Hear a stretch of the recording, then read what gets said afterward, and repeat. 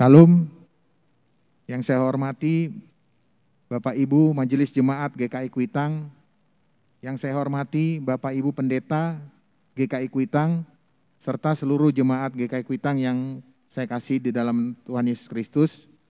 Izinkan saya membacakan kata sambutan atas nama Ketua Panitia Paskah Pentakosta dan Bulan Diakonia GKI Kuitang tahun 2022. Salam alaikum, Bapak Ibu dan saudara-saudari jemaat GKI Kuitang yang terkasih. Tak terasa waktu berlalu begitu cepat, dan hari ini kita kembali memasuki masa Raya Paskah yang dimulai dengan Rabu Abu sebagai hari pertama dari masa Prapaskah, yang kita ketahui sebagai 40 hari sebelum perayaan Paskah. Melalui Rabu Abu ini, kita sebagai jemaatnya diberi kesempatan untuk menyadari akan kelemahan dan dosa kita. Selain itu, kita juga diingatkan untuk selalu bersandar pada belas kasih Allah. Untuk selanjutnya kita bersedia, berkomitmen, membarui diri menjadi lebih baik. Di tengah situasi pandemi COVID-19 yang belum berakhir sampai saat ini, panitia berupaya melakukan kegiatan dengan tetap mengedepankan persekutuan yang berlandaskan visi GKI Kuitang, yaitu jemaat yang mewujudkan damai sejahtera dalam kemajemukan. Dalam rangka itu juga, panitia melihat pergumulan dan konteks jemaat saat ini, sehingga akhirnya menentukan tema besar untuk masa Prapaskah sampai Prapaskah tahun 2022, yaitu hiduplah sebab Dia hidup. Terima kasih atas kepercayaan Majelis Jemaat GKI Kuitang melalui bidang sarana dan prasarana yang menunjuk kami sebagai panitia atau badan pelayanan yang melaksanakan kegiatan masa Raya Paskah ini. Tentunya kami menyadari dengan segala keterbatasan yang ada serta persiapan yang dilakukan kiranya tetap dapat memberikan sukacita dan kehangatan dalam kehidupan jemaat. Selain itu, kita tentu hanya berpengharapan dan berkeyakinan bahwa Tuhan akan memperlengkapi serta memampukan kita semua sebagai jemaatnya untuk optimis menghadapi hari esok. Selamat memasuki masa Raya Paskah untuk kita semua, dan Tuhan memberkati kehidupan kita saat ini sampai selama-lamanya. Ketua Panitia Hadi Triwidianto.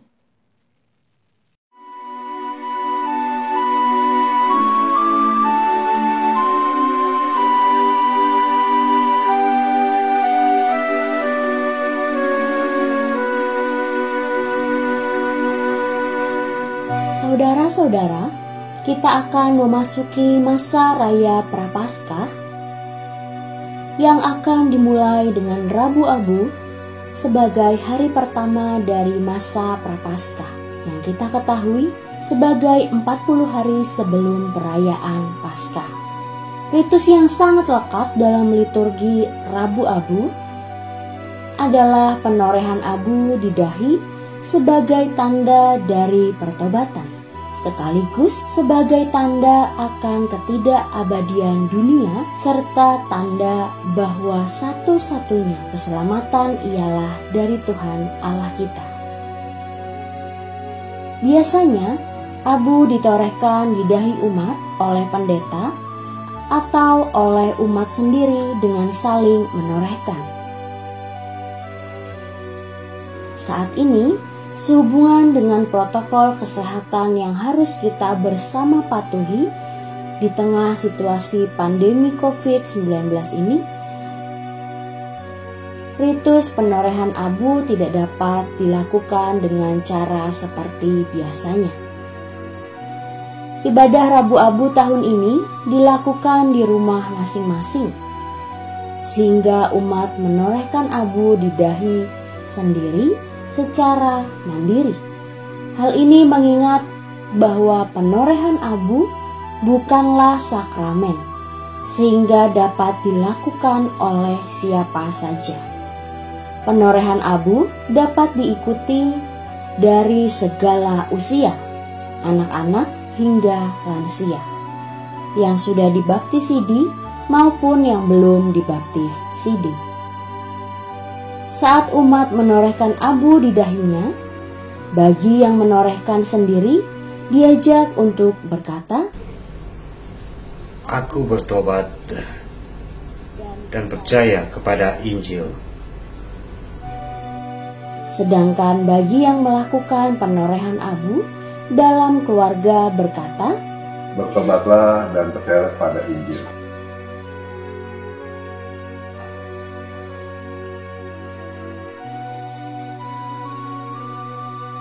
Bertobatlah dan percayalah pada Injil.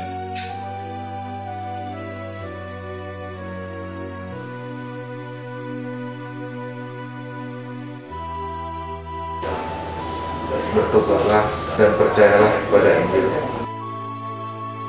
Dalam pelaksanaannya, pendeta akan memandu umat untuk menorehkan abu di dahi masing-masing melalui tayangan ibadah Rabu Abu melalui kanal YouTube GKI Kuitang. Selamat mempersiapkan diri, Tuhan memberkati.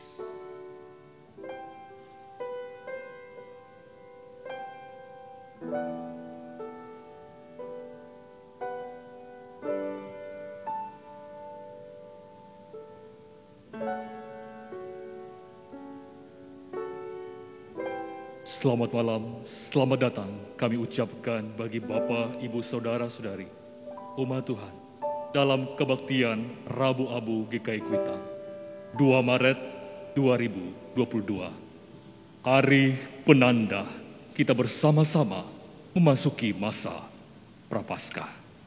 Mari umat Tuhan kita bangkit berdiri.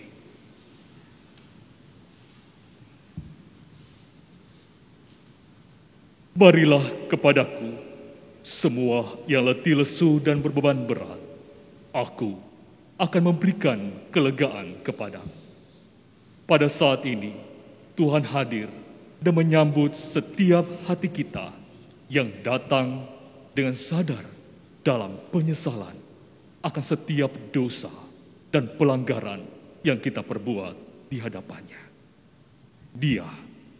Dia membentangkan tangannya untuk setiap kita yang datang dalam kerendahan hati serta bersedia berkomitmen untuk pertobatan yang sejati. Marilah yang penat, letih lesu dan berbeban berat, dengarkanlah suara Yesus.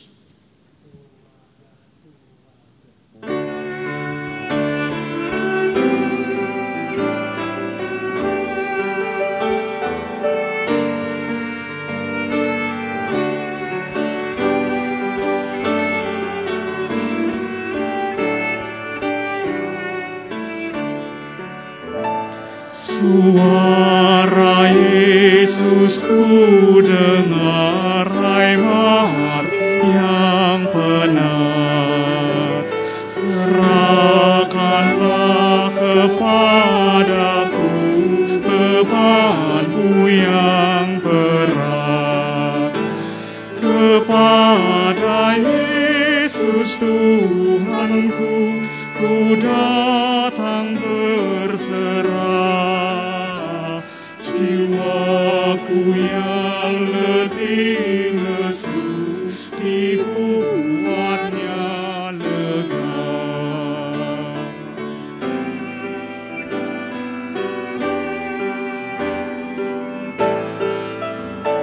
Suara Yesus ku dengar, yang haus datanglah, dan air hidupku beri, hai mari minumlah.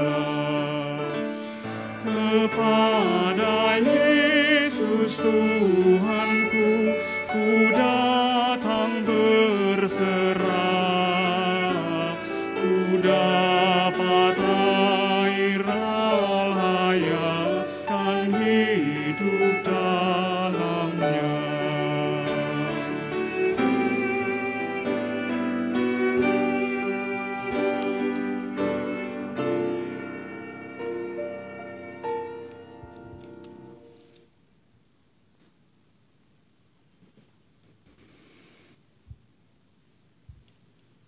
Saudaraku, ibadah Rabu Abu ini terjadi karena pertolongan kita adalah di dalam nama Tuhan yang menciptakan langit dan bumi dan segala isinya, dan yang setia kepada umat-Nya.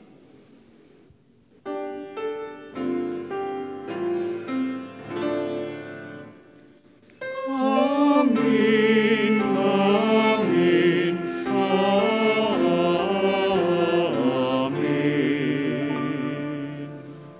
Kasih karunia dan damai sejahtera dari Allah Bapa kita dan dari Tuhan Yesus Kristus menyertai saudara sekalian. Dan menyertai saudara juga. Silakan duduk.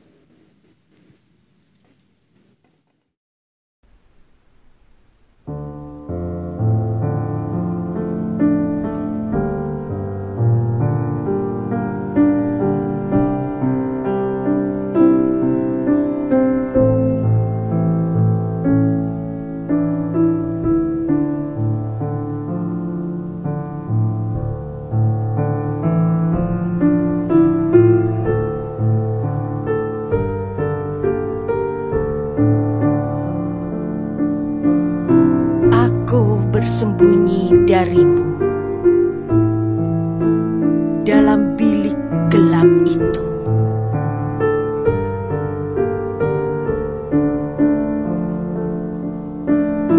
kelam di mana aku menyimpan lukaku, kepahitanku, kemarahanku.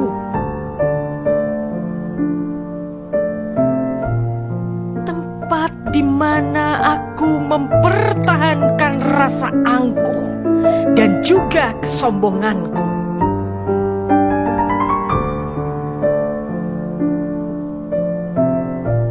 Tempat aku terus berkanjang dalam pelanggaran dan dosa.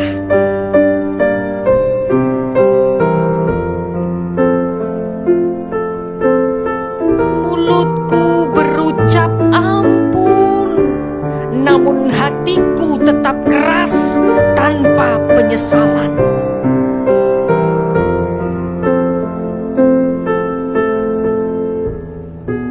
Berulang kali memohon ampun padamu. Berulang kali pula aku jatuh kembali.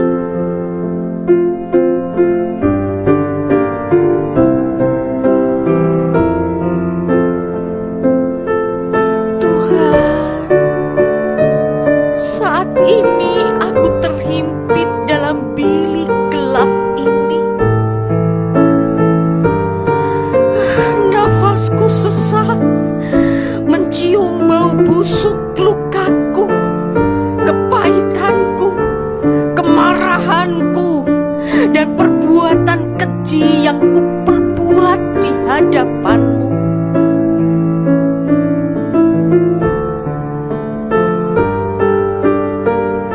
Kasihanilah aku, ya Tuhan, menurut kasih setiamu. Hapuskanlah pelanggaranku menurut rahmat-Mu yang besar.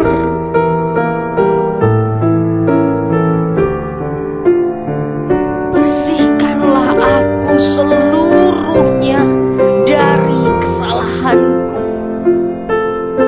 dan tahirkanlah aku dari dosaku. Sebab aku sendiri sadar akan pelanggaranku. Aku senantiasa bergumul dengan dosaku. Terhadap Engkau sajalah aku telah berdosa dan melakukan apa yang Kau anggap jahat, supaya ternyata Engkau adil dalam putusan-Mu, bersih dalam penghukuman-Mu. Tuhan, ampunilah aku.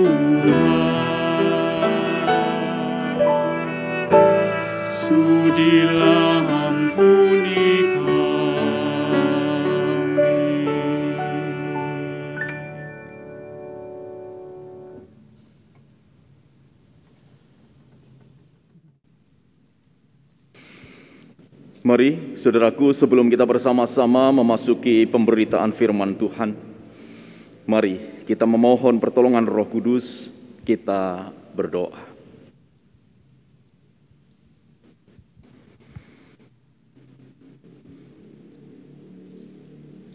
Ketika kami meniti waktu yang Tuhan sediakan bagi kami, ada banyak hal yang kami jumpai di dalam kehidupan kami, Bapa. Setiap peristiwa membentuk diri kami sampai seperti sekarang ini. Bahkan ada peristiwa-peristiwa yang kemudian membuat kami jatuh dan terpuruk, sehingga kami menjauh daripada-Mu. Dan saat ini Bapa, di perayaan Rabu Abu, kami rindu untuk melihat ke dalam diri kami dan menyadari keberadaan kami. Supaya dengan demikian, kami dituntun oleh Roh Kudus sehingga dapat membarui diri, sehingga hidup kami boleh menjadi berkenan di hadapan Tuhan. Oleh karena itu, ya Bapa, nyatakan kepada kami apa yang menjadi kehendak Tuhan itu, supaya kami boleh melakukannya di dalam hidup sehari lepas sehari. Bersabdalah untuk setiap kami telah siap mendengarkan. Demikian juga Roh Kudus tentunya menopang hamba-Mu ini yang penuh dengan kelemahan dan cacat celah, agar dapat menjadi penyambung lidah Tuhan kepada jemaat-Mu. Terima kasih Tuhan Yesus. Amin.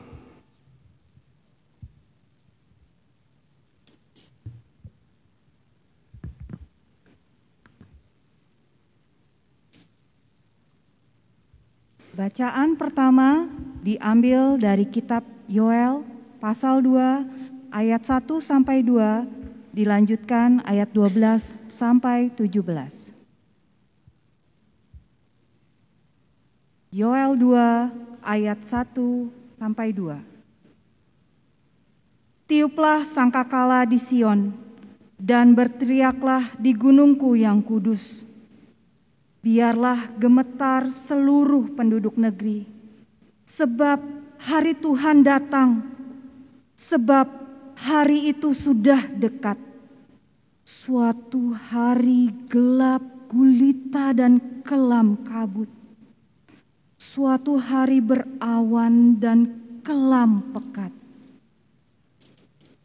Seperti fajar di atas gunung-gunung terbentang, suatu bangsa yang banyak dan kuat. Yang serupa itu tidak pernah ada sejak purbakala, dan tidak akan ada lagi sesudah itu turun-temurun pada masa yang akan datang. Ayat 12. Tetapi sekarang juga, demikianlah firman Tuhan, berbaliklah kepadaku dengan segenap hatimu, dengan berpuasa, dengan menangis dan dengan mengadu. Koyakkanlah hatimu dan jangan pakaianmu. Berbaliklah kepada Tuhan Allahmu, sebab Ia pengasih dan penyayang, panjang sabar dan berlimpah kasih setia. Dan Ia menyesal karena hukumannya. Siapa tahu, mungkin Ia mau berbalik dan menyesal, dan ditinggalkannya berkat menjadi korban sajian dan korban curahan bagi Tuhan Allahmu. Tiuplah sangkakala di Sion, adakanlah puasa yang kudus, maklumkanlah perkumpulan raya, kumpulkanlah bangsa ini, kuduskanlah jemaah, himpunkanlah orang-orang yang tua, kumpulkanlah anak-anak, bahkan anak-anak yang menyusu. Baiklah pengantin laki-laki keluar dari kamarnya, dan pengantin perempuan dari kamar tidurnya. Baiklah para imam, pelayan-pelayan Tuhan, menangis di antara balai depan dan mezbah, dan berkata, "Sayangilah ya Tuhan umat-Mu, dan janganlah biarkan milik-Mu sendiri menjadi celah, sehingga bangsa-bangsa menyindir kepada mereka. Mengapa orang berkata di antara bangsa, di mana Allah mereka?" Demikianlah sabda Tuhan. Syukur kepada Allah. Bacaan Injil melalui kitab Injil Tuhan Yesus Kristus menurut Matius pasal 6 ayat 1 sampai 6, kemudian dilanjutkan ayat 16 sampai 21.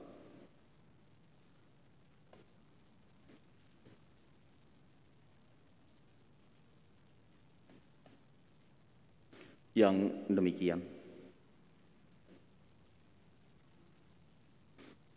Ingatlah, jangan kamu melakukan kewajiban agamamu di hadapan orang supaya dilihat mereka. Karena jika demikian, kamu tidak beroleh upah dari Bapamu yang di sorga. Jadi, apabila engkau memberi sedekah, janganlah engkau mencanangkan hal itu seperti yang dilakukan orang munafik di rumah-rumah ibadat dan lorong-lorong, supaya mereka dipuji orang. Aku berkata kepadamu, sesungguhnya mereka sudah mendapat upahnya. Tetapi jika engkau memberi sedekah, janganlah diketahui tangan kirimu apa yang diperbuat tangan kananmu. Hendaklah sedekahmu itu diberikan dengan tersembunyi, maka Bapamu yang melihat yang tersembunyi akan membalasnya kepadamu. Dan apabila kamu berdoa, janganlah berdoa seperti orang munafik. Mereka suka mengucapkan doanya dengan berdiri dalam rumah-rumah ibadat dan pada tikungan-tikungan jalan raya, supaya mereka dilihat orang. Aku berkata kepadamu, sesungguhnya mereka sudah mendapat upahnya.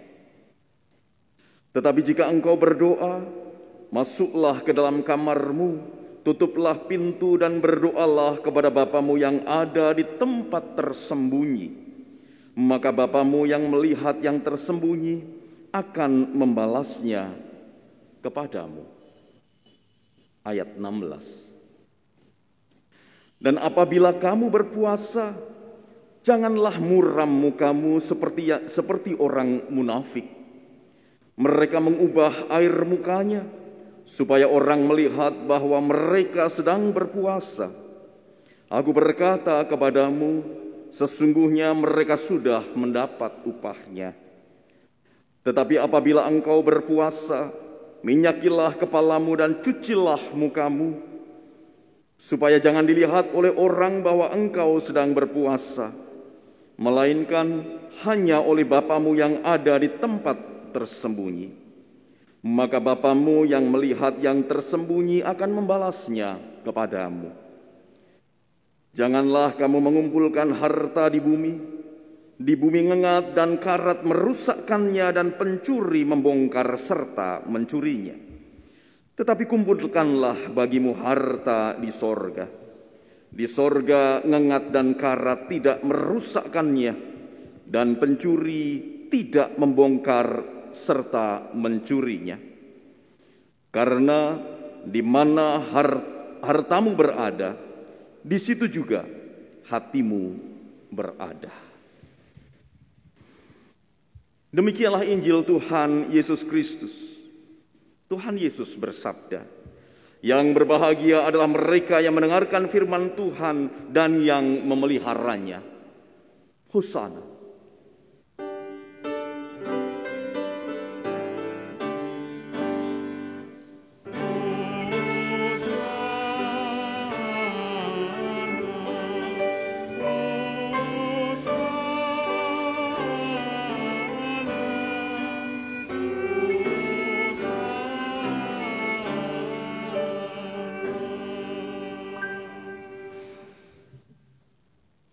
Selamat petang Bapak Ibu yang dikasihi oleh Tuhan Yesus Kristus, saudara-saudaraku semua.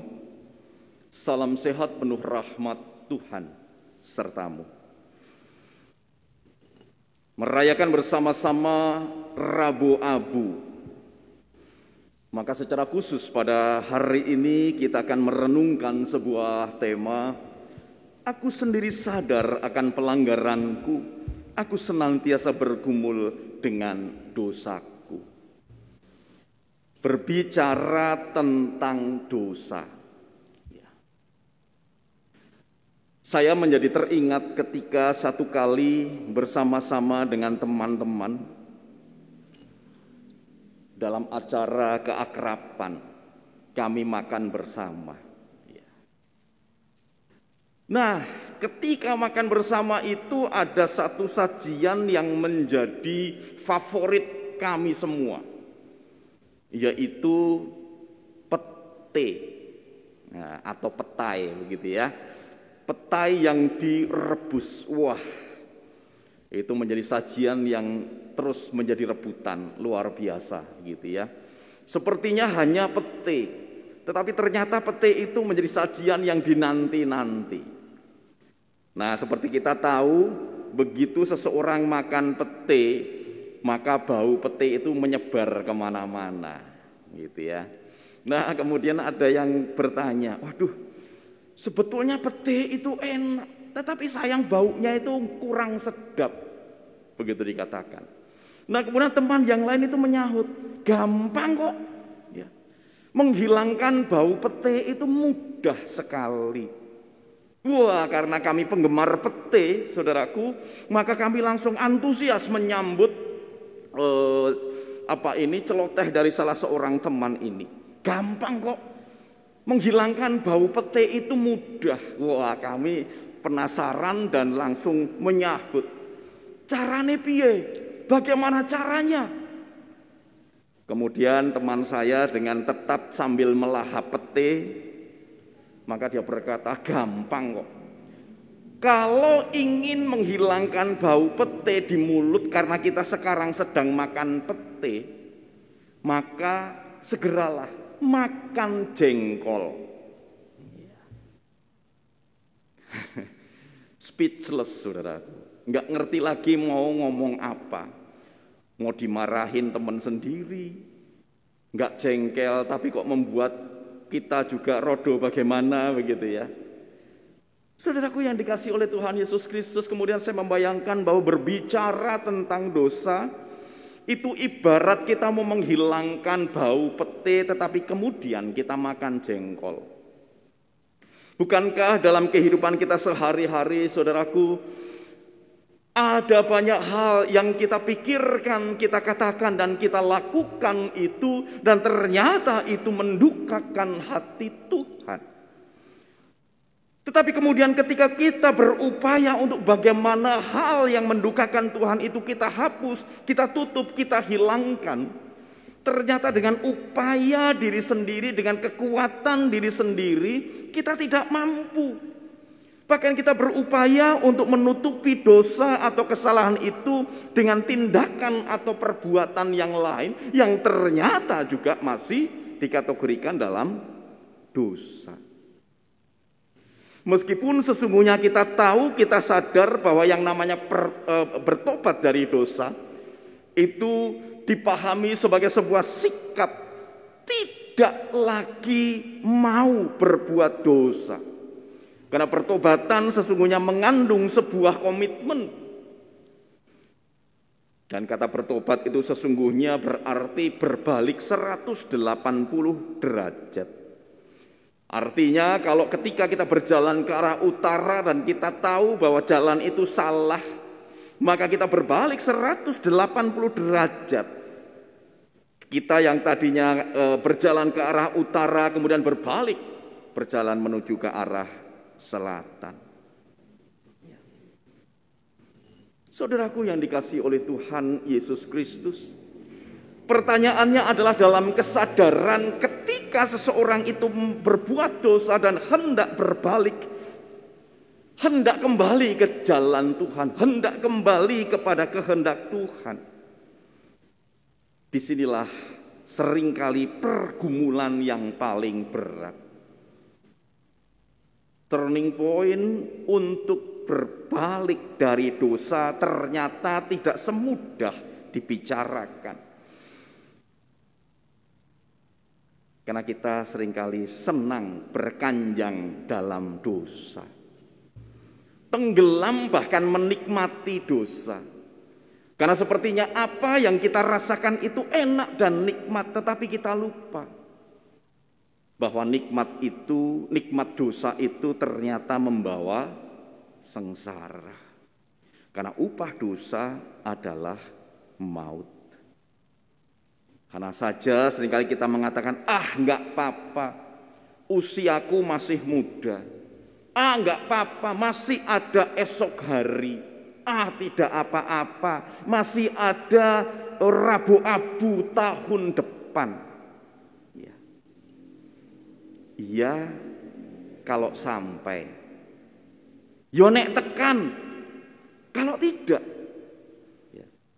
Saudaraku yang dikasihi oleh Tuhan Yesus Kristus, ketika Nabi Yoel menyampaikan kehendak Tuhan kepada umat, Nabi Yoel, saudaraku, kemudian mengingatkan umat terkait dengan resiko, terkait dengan konsekuensi jikalau umat ini ternyata masih berkanjang dalam dosa. Bahwa betapa mengerikannya nanti ketika Tuhan itu datang, Tuhan itu hadir untuk meminta pertanggungan jawab kepada umat atas setiap pikiran, tutur kata, dan perbuatan yang sudah umat lakukan itu. Yoel mengatakan, saudaraku, biarlah gemetar seluruh penduduk negeri, sebab hari Tuhan datang, sebab hari itu sudah dekat. Suatu hari gelap gulita dan kelam kabut, suatu hari berawan dan kelam pekat. Seperti fajar di atas gunung-gunung terbentang, suatu bangsa yang banyak dan kuat dan selanjutnya.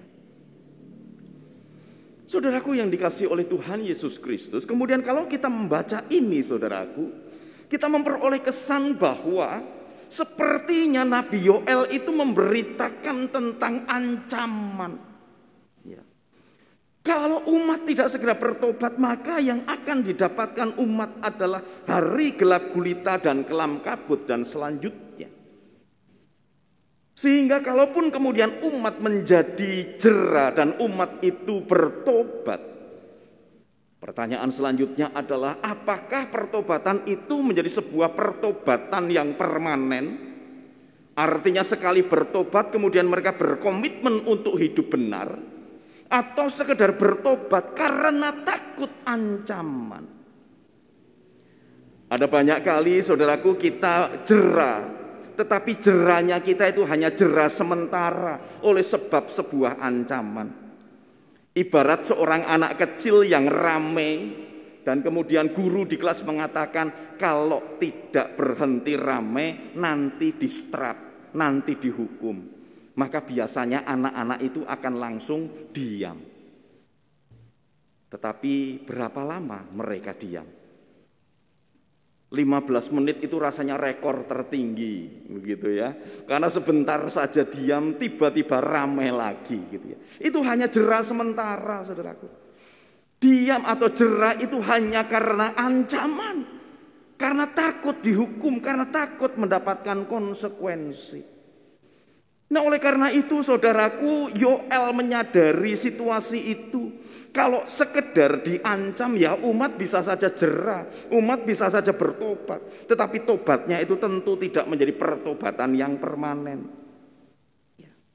Tidak menimbulkan efek jera. Wah, begitu kata bahasa kerennya, begitu ya. Enggak menimbulkan efek jera. Sehingga saudaraku yang dikasihi oleh Tuhan Yesus Kristus, yang dimaui oleh Tuhan adalah, berbaliklah kepadaku dengan segenap hatimu. Artinya yang bertobat itu bukan hanya pikirannya, bukan hanya mulutnya, tetapi hati. Kita tahu saudaraku bahwa umat Israel memahami yang namanya hati itu adalah seluruh kendali atau pusat kendali dari kehidupan. Dan kalau hati itu merupakan pusat kendali dari seseorang, maka pikiran, tutur kata, dan sikap kehidupannya itu didorong dari apa yang ada di dalam hatinya. Jadi kalau pikiranmu jahat itu karena hatimu berisi tentang kejahatan. Kalau perkataanmu itu jahat, maka hatimu dipenuhi dengan kejahatan. Tindakanmu jahat, demikian juga hatimu pasti dipenuhi dengan kejahatan. Makanya yang dimaui oleh Tuhan melalui Nabi Yoel adalah, berbaliklah kepadaku dengan segenap hatimu. Bahwa yang namanya pertobatan itu bukan sesuatu yang sementara, tetapi permanen. Karena yang namanya pertobatan itu sebuah komitmen yang sungguh-sungguh dari anak-anak Tuhan. Yoel melanjutkan, koyakkanlah hatimu dan jangan pakaianmu. Umat Israel, saudaraku, membuat sebuah simbol atau tanda dari pertobatan adalah mengoyakkan pakaian, kemudian duduk di atas abu. Untuk menyatakan penyesalan, untuk menyatakan pertobatannya. Mengoyakkan pakaian, kemudian duduk di atas abu. Bahkan kemudian juga menaburkan abu di kepala. Dan dalam situasi itu maka dia berpuasa. Tetapi apa artinya mengoyakkan baju, mengoyakkan pakaian, tetapi hatinya tidak berkomitmen untuk bertobat? Kira-kira itu yang dimaksudkan oleh Yoel ketika dia katakan, koyakkanlah hatimu dan jangan pakaianmu. Jangan hanya bertobat sementara. Kalau bertobat sementara itu namanya pertobatan tomat. Ya, tomat saudaraku. Sebentar tobat, sebentar kumat. Ya. Jadi hidup kita itu menjadi hidup temporer. Ya. Tempo-tempo dosa, tempo-tempo kemudian bertobat. Nanti berdosa lagi, tobat sebentar, berdosa lagi. Kalau zaman kecil saya dikatakan ora kacek. Tidak ada bedanya. Orang kalau mau bertobat ya bertobat sungguh-sungguh, maka koyakkan hatimu, berbalik kepada Tuhan. Kenapa berbalik kepada Tuhan, saudaraku? Karena kita menyadari bersama-sama rancangan Tuhan adalah rancangan damai sejahtera. Apa yang ada di dalam benak Tuhan, yang ada di dalam hati Tuhan adalah kebaikan dan kasih, kebenaran dan keadilan. Oleh karena itu kalau kita kemudian berbalik kepada Tuhan, maka kita sekarang melihat Tuhan sebagai teladan. Melihat Tuhan bahwa ada teladan kasih, teladan kebaikan, teladan keadilan dan kebenaran. Dan inilah yang menjadi tolok ukur dari kehidupan anak-anak Tuhan.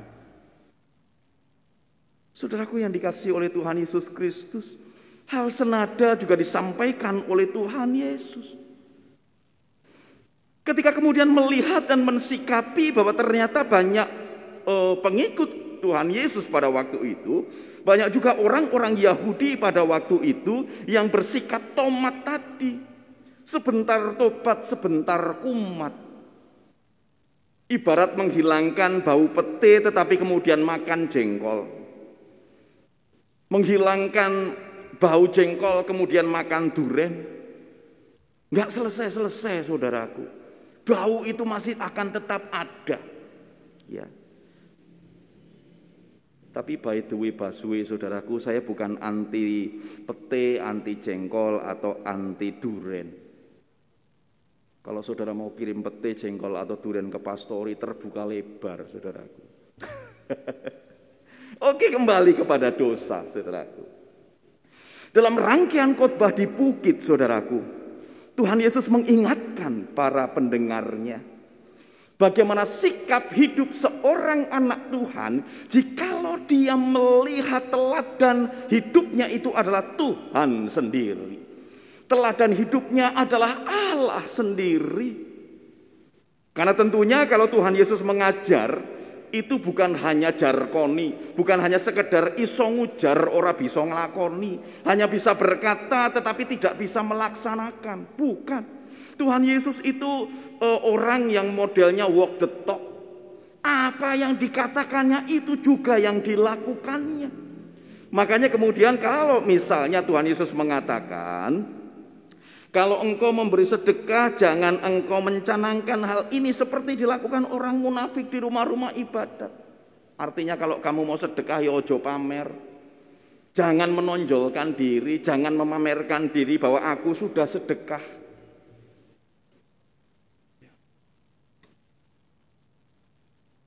Ya yang sudah diberikan ya diberikan sebagai ungkapan syukur kepada Tuhan. Dan Yesus melakukan itu.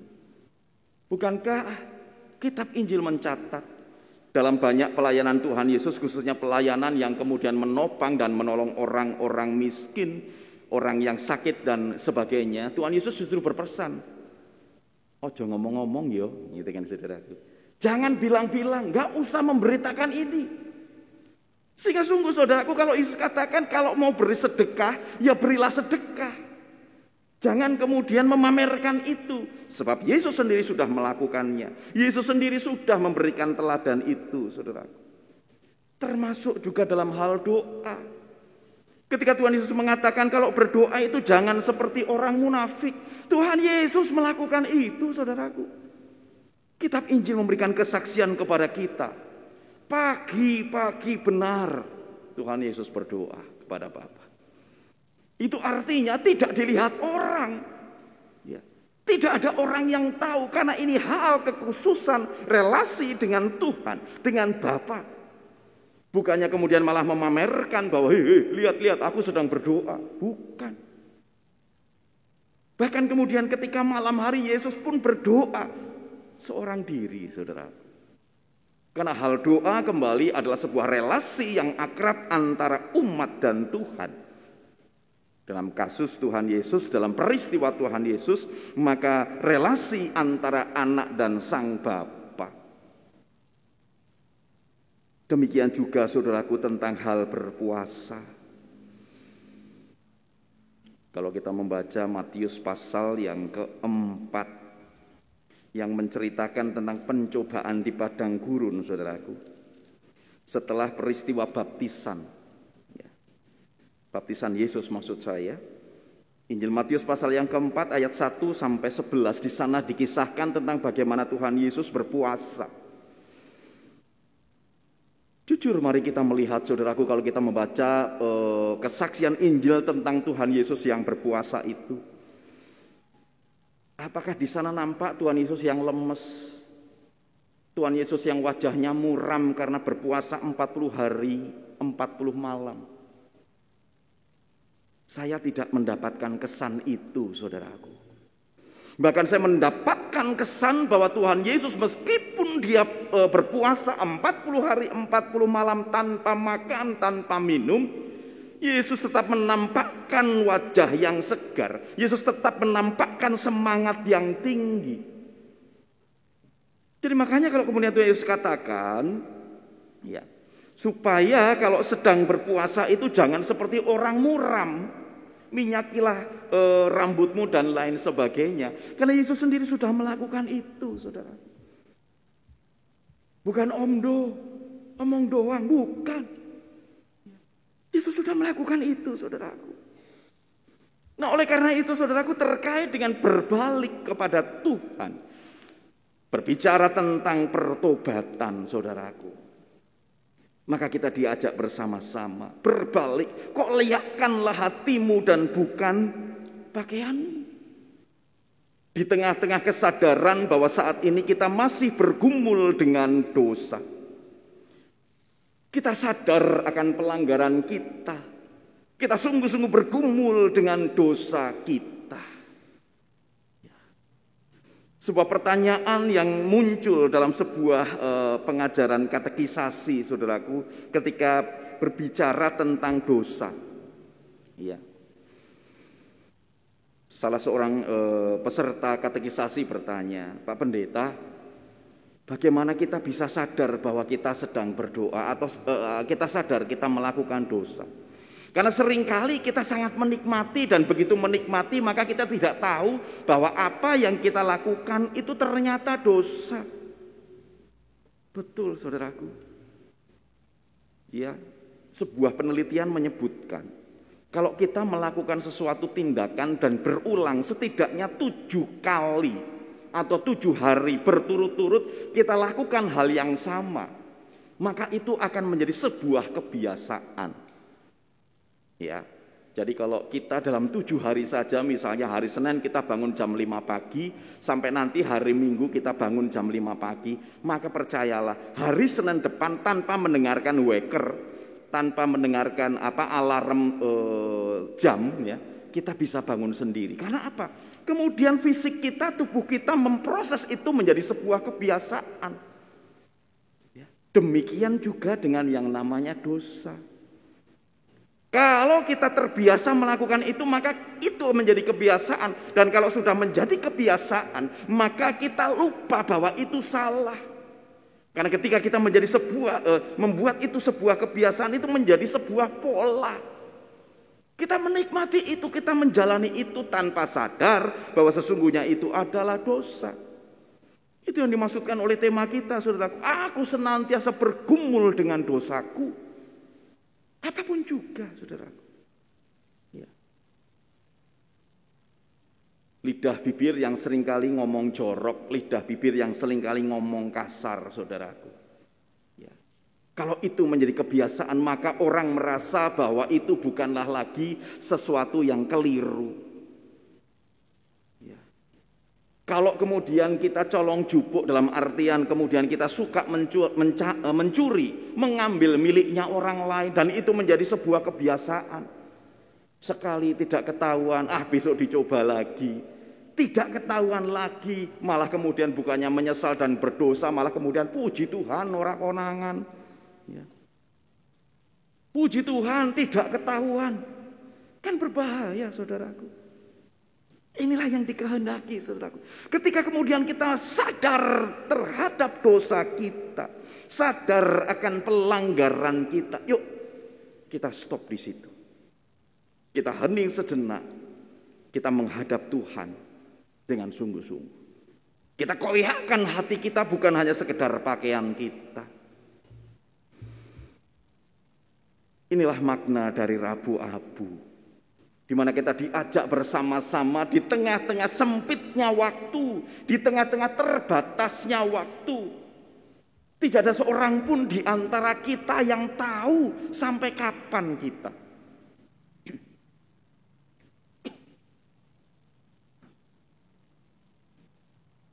Ketika ada ibadah emeritasi pendeta, saudaraku.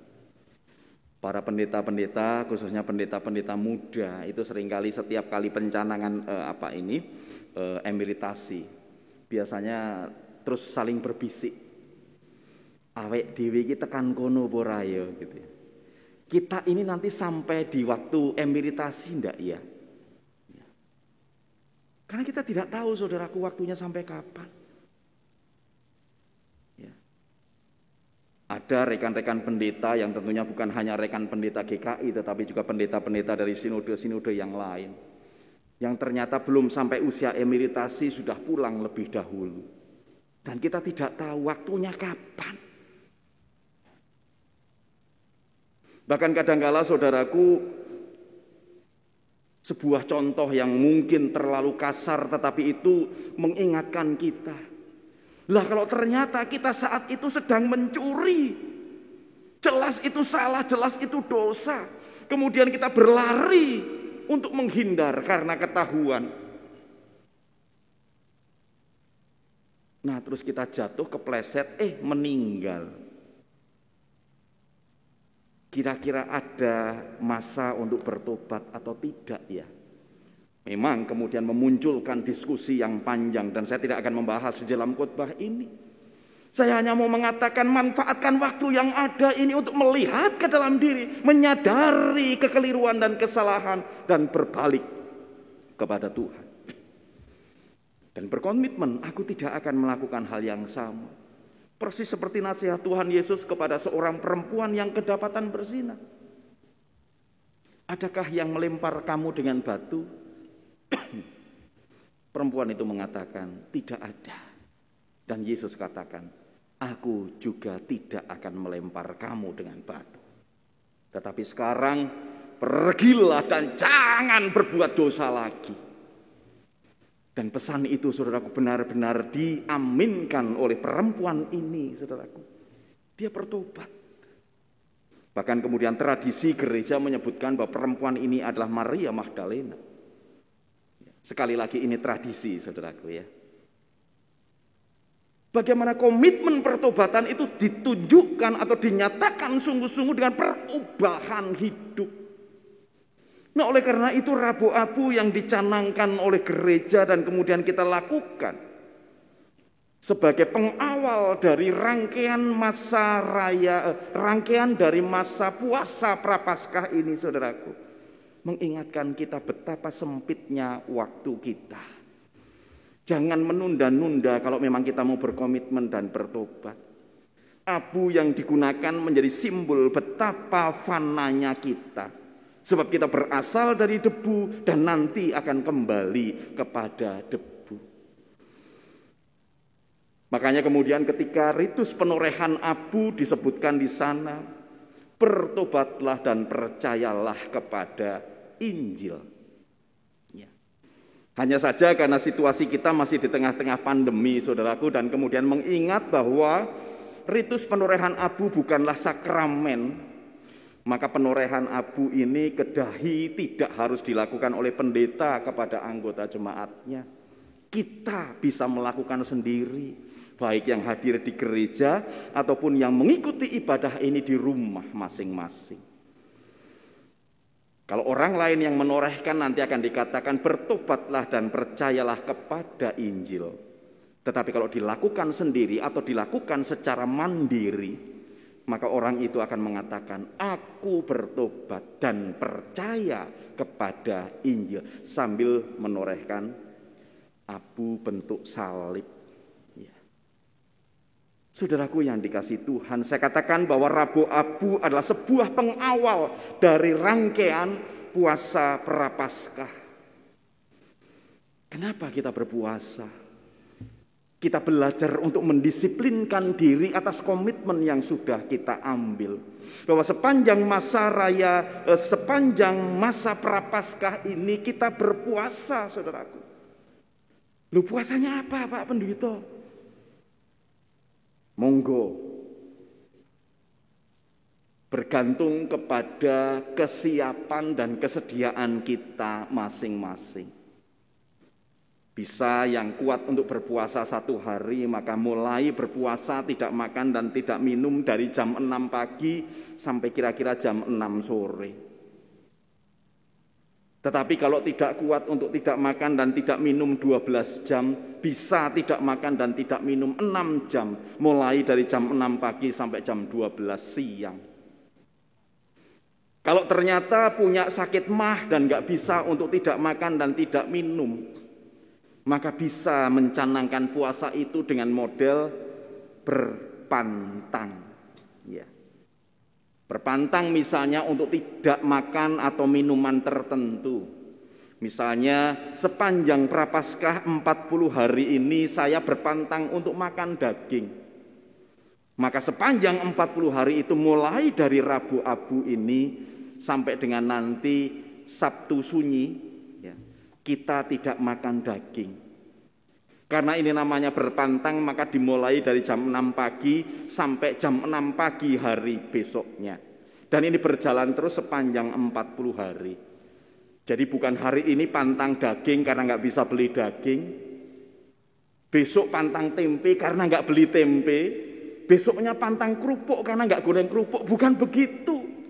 Kalau hari ini pantang untuk memakan daging atau tempe atau kerupuk atau apapun itu, maka sepanjang 40 hari itu yang kita pantang. Ada yang berpantang minum minuman tertentu. Ya. Ada yang berpantang tidak merokok, ada yang berpantang apapun begitu saudaraku, tetapi itu berdasarkan kesanggupan masing-masing. Nah terus, tadi seperti diperhatikan di warta di awal tadi Bapak Ibu, ada aksi puasa. Apa itu?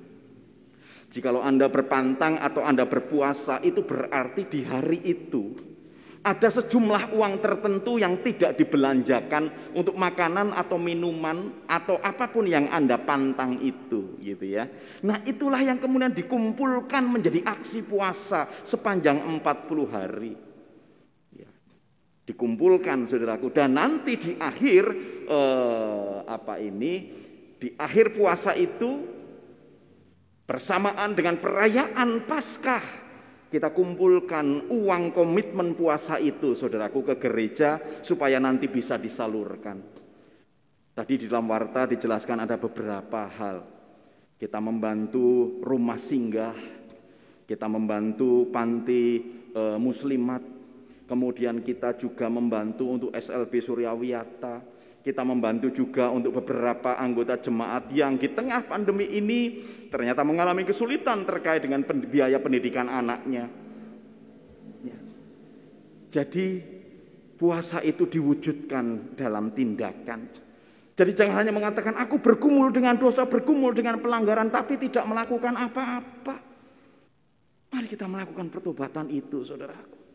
Kalau kita sadar hari ini kita masih suka gosip, namanya saja gosip, semakin digosok, semakin sip, ya. Semakin asik kita membicarakannya. Meskipun mungkin kebenarannya, saudaraku, kita tidak tahu. Kebenarannya tidak bisa dipertanggungjawabkan. Stoplah bergosip. Stoplah membicarakan orang di belakang orangnya. Ya. Kalau memang Anda mau membicarakan orangnya, konfirmasi dengan orang yang bersangkutan. Jangan cuma ngomong di belakang, begitu berada di depannya seolah-olah baik, seolah-olah mendukung, seolah-olah mengagung-agungkan, padahal di belakangnya ngomongin hal-hal yang buruk. Itu Yudas, saudaraku. Ya. Dan jangan kita ulangi ciuman Yudas itu, saudaraku, di dalam kehidupan kita. Memang kita tidak mencium Tuhan Yesus dan mengkhianati Tuhan Yesus, tetapi tindakan kita yang hanya ngomongin jeleknya orang di belakang tanpa mau mengkonfirmasi, mari kita stop itu. Ya. Dan banyak hal yang lain, saudaraku. Kalau ternyata pikiran kita, tutur kata kita, sikap hidup kita lihat itu, kita rasakan itu sebagai suatu dosa, sebagai pelanggaran, maka stop itu dan berkomitmenlah untuk tidak melakukan lagi.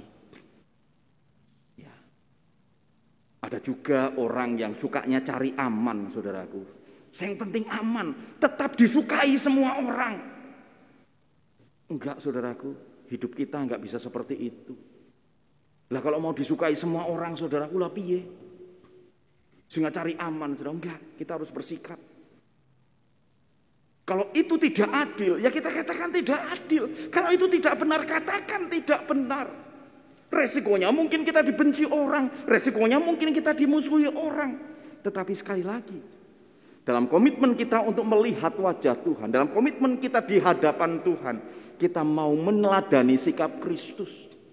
Bukankah Kristus mengatakan ya dengan ya, tidak dengan tidak? Tuhan Yesus juga membela yang namanya keadilan. Yesus menegakkan kebenaran. Dan inilah yang harus kita lakukan di dalam hidup kita. Ritus penurehan abu, di mana nanti bekas torehan abu itu membekas hitam di dahi kita masing-masing.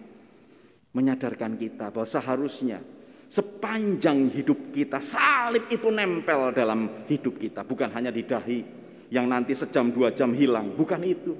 tetapi salib itu menjadi bagian kehidupan kita. Salib menjadi cermin, bahkan arahan dan acuan kita untuk berkomitmen atas pertobatan kita. Sehingga ketika nanti saatnya tiba dan masing-masing kita dipanggil oleh Tuhan ke rumah Tuhan, maka kita menjumpai Sang Tuan yang agung, Sang pemilik rumah akan menyambut kita dan mengatakan, "Engkau hambaku yang baik dan setia, marilah masuk dalam kebahagiaan Tuanmu." Jangan kemudian kita sudah di depan pintu dan Sang Tuan rumah membuka pintu dan mengatakan, "Sorry, gue kagak kenal elu. Aku gak kenal kamu. Pergilah ke dalam kegelapan, di mana di sana ada kertak gigi dan ratap tangis." Saudaraku yang dikasihi Tuhan, mari kita siapkan hati. Kita masuki Prapaskah ini dengan komitmen sungguh-sungguh. Ya. Kalau Anda berkenan, buatlah jadwal. Hari ini Anda berpantang apa, hari ini Anda berpuasa apa, sepanjang 40 hari. Dan nanti di masa Paskah, Anda lihat kembali catatan, oh ternyata berapa banyak yang bolong, berapa hari tidak melakukan komitmen. Itu menjadi refleksi kita bersama-sama, saudaraku. Kita rindu, sepanjang hidup kita boleh menyuka citakan Tuhan. Selamat memasuki masa Prapaskah. Selamat mewujudkan komitmen untuk berpantang atau berpuasa. Selamat berjuang. Tuhan Yesus memberkati. Amin. Saat teduh bagi kita.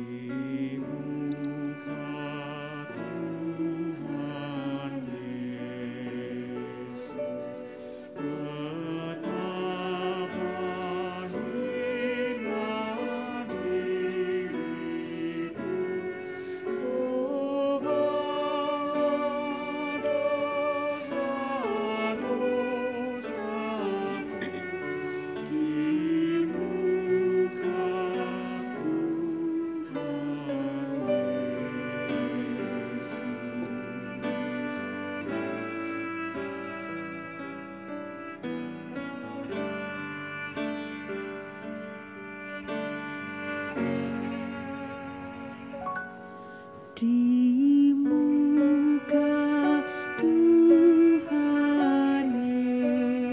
Yesus tersungkur karena dosaku, ku buka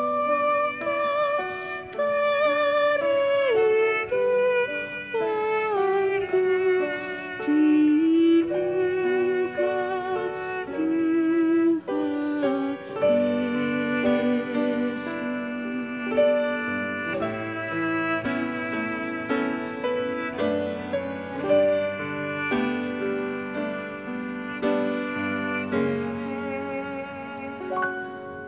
di muka Tuhan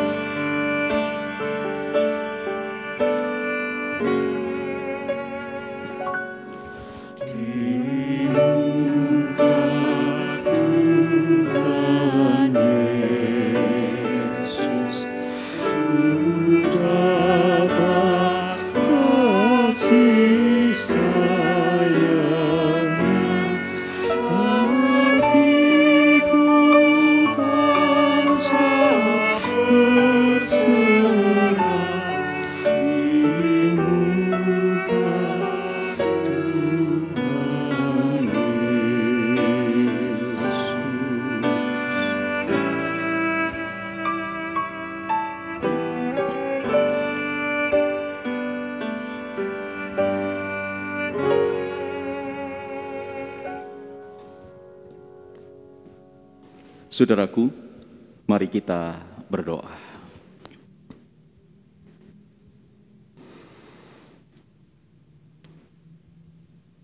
Allah Bapa yang rahimi, Engkau menciptakan kami dari debu tanah. Jadikan abu ini pengingat bagi kami sebagai tanda pertobatan atas dosa-dosa kami. Sebagai simbol kefanaan hidup kami. Karena itu, hanya melalui anugerah-Mu saja kami menerima pengampunan dan kehidupan yang kekal. Dalam nama Yesus Kristus, Tuhan dan Juru Selamat kami sudah berdoa. Amin.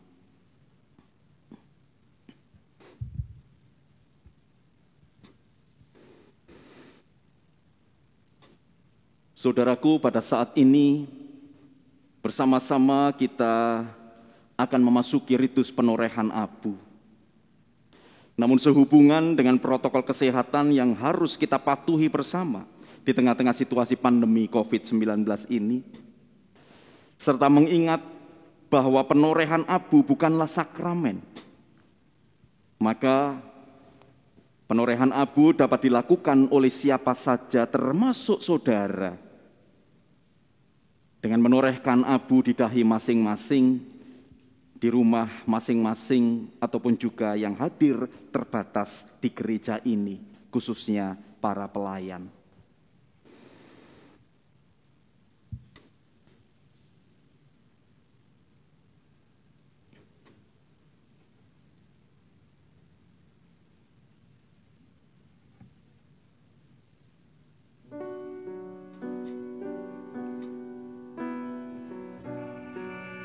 Saudaraku, kita berasal dari debu yang mengingatkan kerapuhan kita. Dan nanti kita pun akan kembali menjadi debu.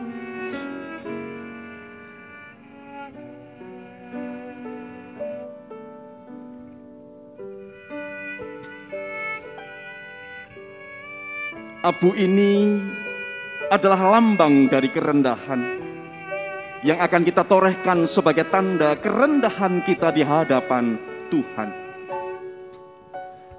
Abu ini juga lambang dari kefanaan yang akan kita torehkan sebagai tanda bahwa kita ini debu dan akan kembali kepada debu.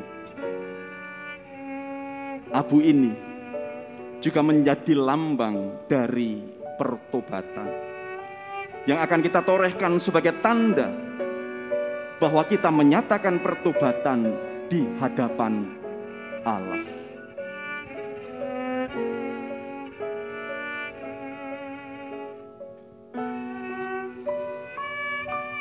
Saudaraku,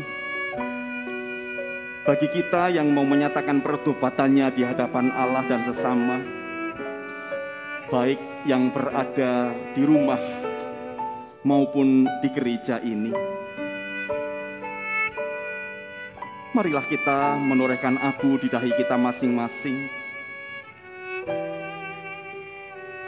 Bagi yang menorehkan secara mandiri,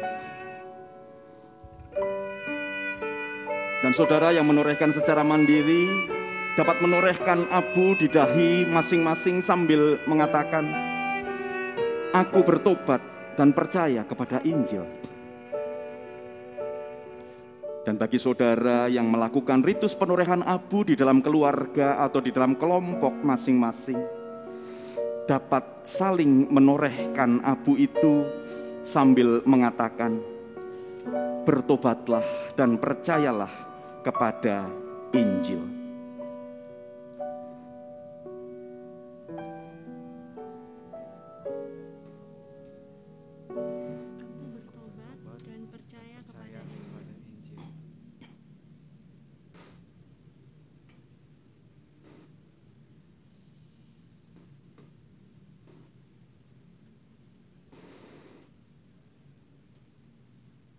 Aku bertobat dan percaya kepada Injil.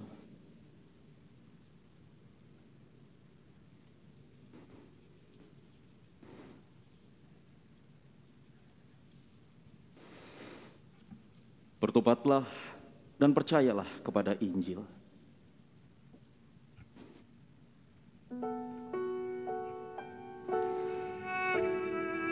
Bertobatlah dan percayalah kepada Injil.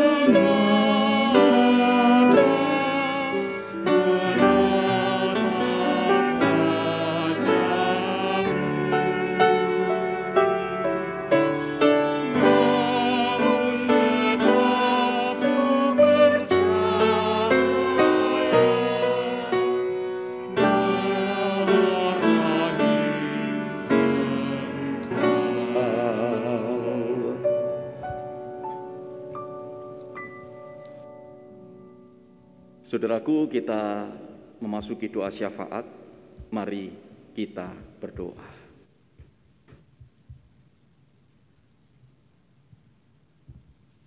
Ritus penorehan abu sudah dilaksanakan ya Tuhan. Sekarang tanda abu berbentuk salib menempel di dahi kami masing-masing. Menjadi simbol kerapuhan dan kefanaan kami, sekaligus simbol pertobatan, sekaligus komitmen kami, supaya kami mengoyakkan hati kami dan berbalik kepadamu. Kami akan memandang dan selalu belajar kepadamu ya Tuhan, supaya apa yang akan kami pikirkan, katakan, dan lakukan senantiasa seturut dengan apa yang Engkau kehendaki. Sehingga di dalam hidup kami, orang-orang lain yang ada di sekitar kami dapat melihat Yesus Kristus yang hidup di dalam hidup kami. Kami juga berdoa bagi setiap komitmen kami ketika kami memasuki masa Prapaskah. Khususnya bagi kami yang dengan kesungguhan hati berkomitmen untuk berpantang atau berpuasa Prapaskah. Tentunya Tuhan akan menopang dan menolong kami supaya kami dapat mewujudkan komitmen itu. Di tengah-tengah waktu yang singkat di mana kami tidak pernah tahu, kami rindu untuk mempergunakan seluruh hidup kami ini bagi puji dan kemuliaan nama Tuhan. Di tengah-tengah aksi puasa ataupun berpantang kami juga rindu menyisihkan sebagian harta kami untuk nantinya Bapa di masa Raya Paskah. Kami mengumpulkan hasil komitmen kami, hasil aksi Prapaskah kami itu untuk dapat digunakan meringankan beban saudara-saudara kami yang membutuhkan. Dan tentunya melalui gereja-Mu ini, ya Tuhan. Konteks pelayanan kami menjadi semakin nyata ketika berada di tengah-tengah pandemi yang belum usai ini, ya Tuhan. Saat kami sadar bahwa kami adalah bagian dan kami juga berada di tengah-tengah pandemi ini, maka sesungguhnya Tuhan memanggil kami untuk kami terus dapat menjadi saluran berkat Tuhan bagi orang-orang lain, khususnya bagi mereka yang terdampak pandemi ini, ya Bapa. Kiranya kepanitiaan Paskah Pentakosta yang dirangkai dengan bulan diakonia GKI Kuitang tahun 2022 ini dapat menjalankan amanat majelis jemaat supaya kami menjadi perpanjangan tangan-Mu, ya Bapa, untuk menyatakan kemuliaan Tuhan bagi banyak orang dan menjadi perpanjangan tangan Tuhan untuk menyatakan kehadiran Tuhan melalui setiap mata acara yang boleh diprogramkan oleh panitia, sehingga anggota jemaat Tuhan khususnya GKI Kuitang dan siapapun yang dapat mengikuti acara-acara rangkaian Prapaskah ataupun rangkaian Paskah Pentakosta nanti juga dapat mengalami perjumpaan pribadi dengan Tuhan. Karena kami percaya perjumpaan pribadi yang sungguh-sungguh dengan-Mu, ya Tuhan, akan mengubahkan kami supaya pola kehidupan kami seturut dengan apa yang Engkau kehendaki. Kami berdoa untuk gereja-Mu GKI Kuitang. Tentunya Tuhan juga akan menopang gereja kami untuk terus menyukacitakan Tuhan. Kami berdoa untuk para pelayan Tuhan, baik penatua, pendeta, ataupun juga pengurus badan pelayanan, serta anggota jemaat dan simpatisan GKI Kuitang yang bersedia dengan sungguh-sungguh ikut ambil bagian dalam pelayanan gerejawi ini. Tentunya Tuhan akan menopang dan memberkati, serta memampukan setiap kami. Kami juga berdoa bagi seluruh anggota jemaat GKI Kuitang dan simpatisan dalam segala pergumulan mereka masing-masing, baik di tengah kesehatan yang menurun, baik di tengah problematika pekerjaan ataupun ekonomi keluarga dan persoalan-persoalan yang lain. Kami yakin dan percaya Tuhan akan memampukan kami untuk menghadapi, bahkan juga mengatasi persoalan itu sedikit demi sedikit. Dan kami juga yakin jika Tuhan mengasihi kami, tentunya Tuhan juga mengasihi bangsa kami Indonesia ini. Tuhan akan menolong agar kami keluar dari krisis pandemi ini, Bapa. Upaya pemerintah untuk mengatasi situasi pandemi ini kiranya dapat berjalan dengan baik. Sehingga pandemi tidak terlalu lama lagi, kami akan segera terbebas dari pandemi. Tentunya hikmat bijaksana Tuhan juga kami nantikan supaya dimanapun kami berada, dimanapun warga bangsa ini berada, kami tetap dapat melakukan protokol kesehatan dengan sebaik-baiknya. Terima kasih ya Tuhan Yesus. Kami masih akan melanjutkan kehidupan kami. Kami yakin bahwa Tuhan menuntun tangan kanan kami dan Tuhan menjadi penunjuk jalan bagi kami. Sebab rancangan-Mu adalah rancangan damai sejahtera, di mana ketika kami berjalan di belakang-Mu, Tuhan akan menuntun kami ke air yang tenang dan rumput yang hijau. Terima kasih Tuhan Yesus. Kami panjatkan doa yang jauh daripada sempurna ini hanya di dalam tangan-Mu, ya Kristus. Amin.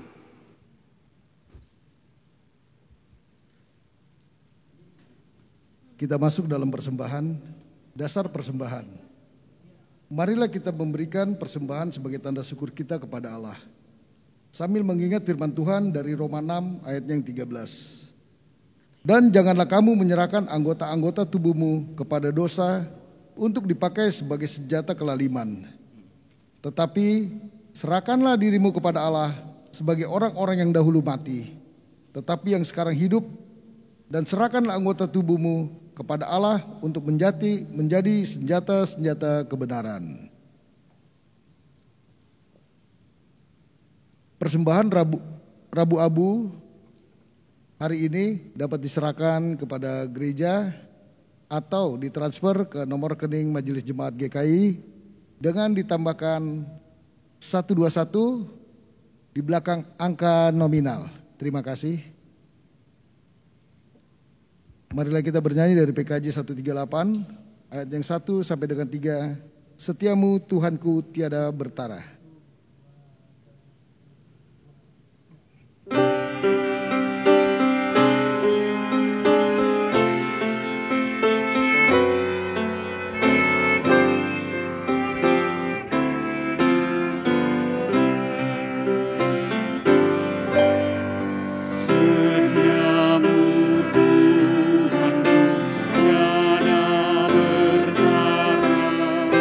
Dikala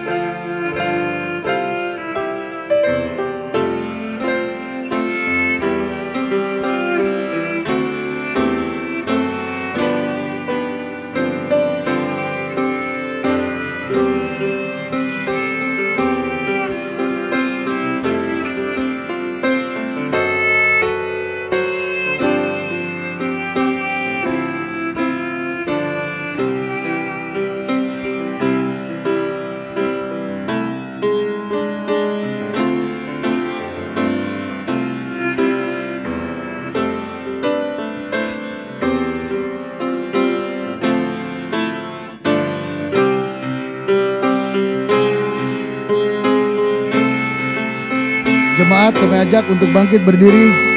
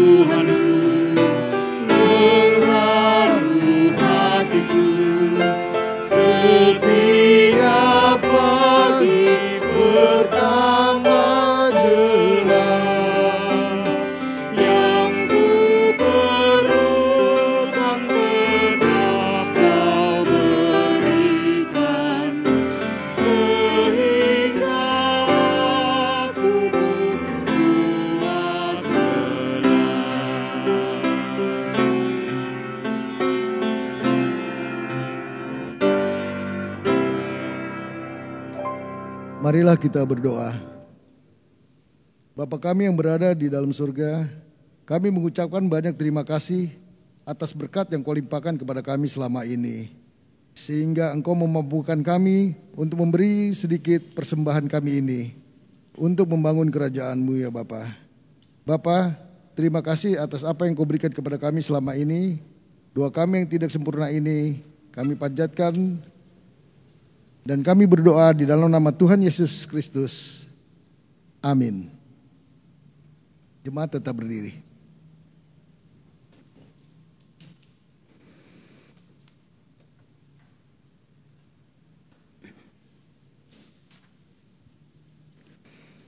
Saudaraku, kita teguhkan hati dan pikiran kita untuk memasuki masa Prapaskah tahun 2022 ini.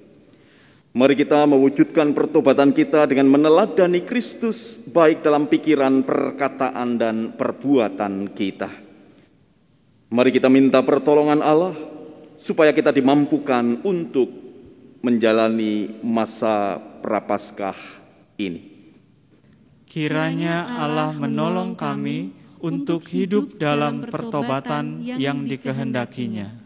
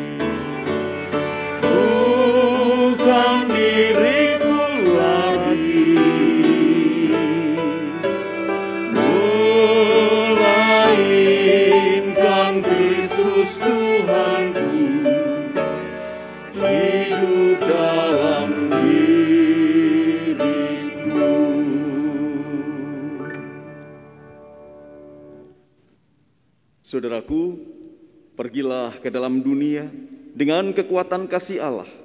Marilah kita tinggal dalam pembaruan hidup. Kiranya Allah, Sang Pencipta, senantiasa mengasihimu yang diciptakan menurut gambar dan rupanya. Amin. Kiranya Tuhan Yesus Kristus, Sang Anak Domba Allah, senantiasa menjadi teladan bagimu untuk mengasihi Allah dan sesama. Amin.